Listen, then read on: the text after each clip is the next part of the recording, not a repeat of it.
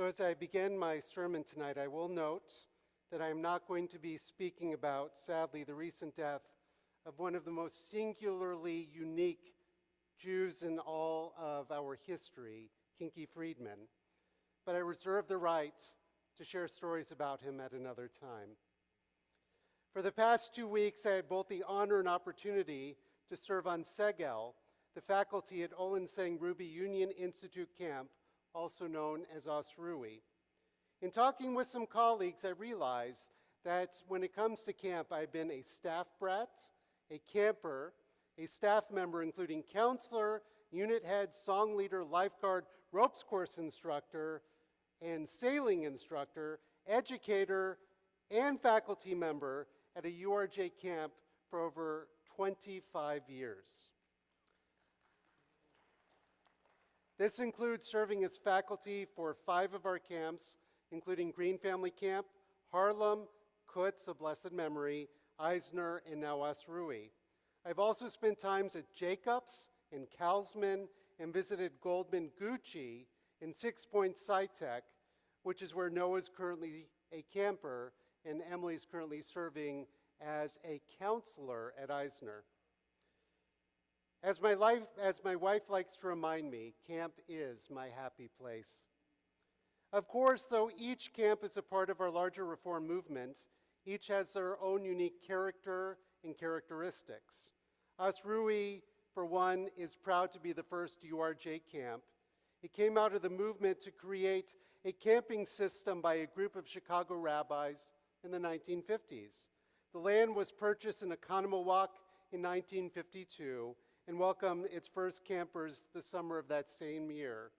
Because of its rabbinic roots, Osrui places a heavy emphasis on tefillah prayer, limud learning, and Ivrit Hebrew, on top of the many camp activities like horseback riding, eating, swimming, eating, ropes, eating, and the like. But if there's one characteristic I've found to be universal, is the idea that I learned at Eisner, which is what they refer to as the bubble. Simply put, the bubble is being at camp, and more than that, leaving the cares, concerns, fears, and worries of the outside world behind. For campers, this is relatively easy, as they don't have access to any personal technology like cell phones and iPads. For staff and faculty, it can be trickier as we are still connected to the larger world, but nonetheless, the everyday demands meant we often forgot to check our devices because we simply didn't have the time or opportunity to do so. Most of the time, we needed to simply be present, both physically and spiritually, and to be open to the caring of the needs of others. This is hard to do, especially given all that is going on in the world. I mean, pick your poison. Whether it is the ongoing war between Israel and Gaza, the ongoing war between Russia and Ukraine, the political upheaval and turmoil in our own country, the fight for bodily autonomy, or the rights for self-determination of individuals simply because they are LGBTQ+, just to name a few of the myriad of overwhelming challenges in the world. It feels like the world is on fire, and if we don't care enough, if we aren't fighting enough, if we aren't engaged enough, then we simply aren't doing enough. Then it is easy to slip into despair. In Shlach Lecha, the Israelites were presented with a simple decision that ultimately overwhelmed them. God instructed Moses to send 12 leaders, one from each tribe, to go and scout out the land of Canaan, the land promised to Abraham and Sarah and their descendants. For 40 days, these scouts traveled throughout the land, gathering information, and in one scene, collecting grape clusters that were so large, it took 2 of them to carry them back. Upon their return, the scouts gave a report of all they had witnessed to the Israelites. The report was given openly in front of the entire community. 10 of the scouts proclaimed the land was as promised, indeed flowing with milk and honey. However, they warned there were Anakites, giants in the land, who the scouts felt could easily defeat any attempt of theirs to conquer Canaan. In a contrary opinion, Two of the scouts, Joshua and Caleb, stated that with God's help, the land would be theirs for the taking.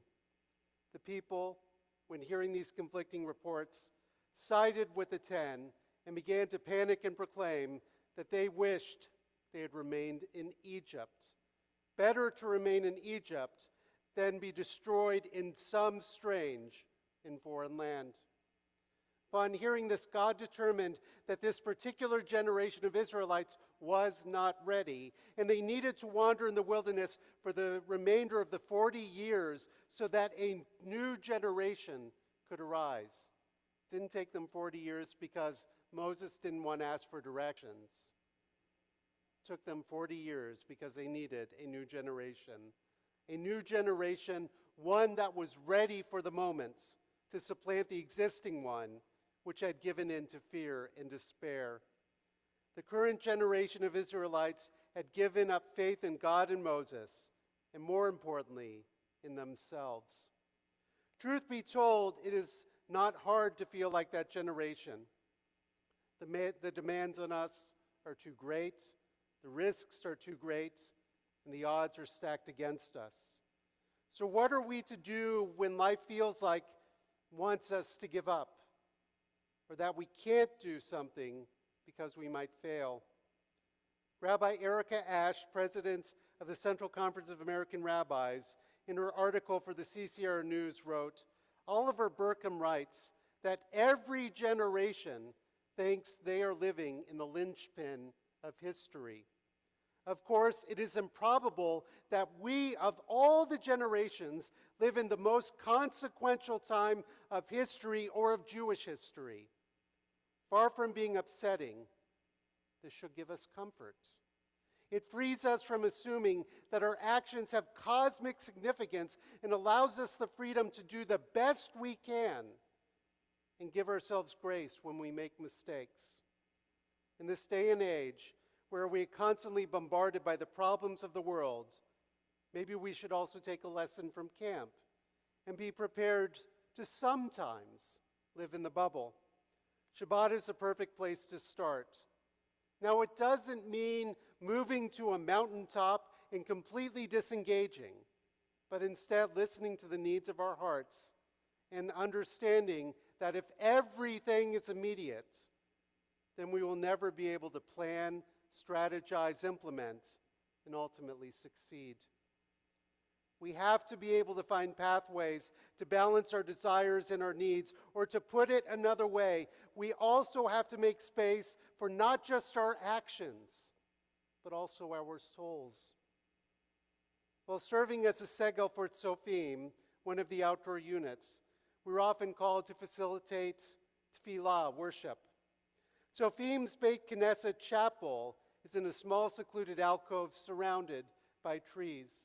It is a lovely intimate space where the only intrusion are the sounds of nature and the mama goat, who often joined in our melodies, or at least was complaining that she hadn't been fed in the last 10 minutes. My colleague and classmate Rabbi Jody Cook often encouraged the campers and counselors, especially prior to the Shema, not just to sing, but also to listen to the sounds that surrounded them. They noted the rustling of leaves, the chirping of birds, the rush of the wind, and so much more. It truly had a grounding effect on everyone. So too, when one of the Israeli counselors wanted us to remember one of her dear friends who died in the fighting 5 months ago, she did not want us to say Kaddish, but instead wanted us to remember him in his vibrancy and humanity. To this end, all the adults in the unit wore purple, his favorite color. It was truly moving and reminded me of the importance of being present for each other, including those we may not know very well. When we are talking about all the challenges in the world, it is an important reminder that at the end of the day, we are talking about human beings, each with their hopes, dreams, and desires. Yes, some are truly terrible people, but most are not. And rather than give in to despair, we can always strive to appeal to humanity. On Wednesday, the three of us were invited to join at a table sponsored by some of our lay leaders at the annual Women's Center for Advancement, which was celebrating 10 important women in our community, including our own Wendy Goldberg and Sarah Yale, for their work on behalf of the greater Omaha community. Hundreds were in attendance. The WCA was created to assist anyone, but especially women who are experiencing domestic violence, sexual assault, stalking, and or human trafficking. Reminded me of an organization I was heavily involved with during my rabbinate in Rockland, New York, the Center for Safety and Change. The center, which was co-founded by congregants, started as a women's shelter and then expanded to a similar mission as a WCA. Yet every year my member either stated or was quoted about her prayer for the Center for Safety and Change to go out of existence because we finally reached a time when its services were no longer necessary. But until that day, she implored us to continue to support the mission of the organization. We pray for the day when there comes an end to the violence, to the pain, to the suffering, to the inhumanity, to the intolerance that we find exists throughout so much of the world. And as our tradition teaches, we fight against these scourges every day, often to the point of emotional, spiritual, and psychological exhaustion. But we must not despair, and we must not give in. And we must also be sure to take the space and time to take care of our hearts as well. It's okay to take some time and live in the bubble, but like camp, the bubble represents but a brief moment of respite, sacredness, and holiness. And hopefully we can use those moments to reinvigorate ourselves for the challenges that continue to lay before us. The generation of Israelites did not live to enter the promised land, and neither did Moses. But the next generation learned the lessons of their parents and grandparents. And when the call came, they were ready. So too, I can attest from camp, the newest generation is ready to take up the call as well. And with them, we can also find the strength to keep pressing ever forward, no matter the challenges. Shabbat Shalom.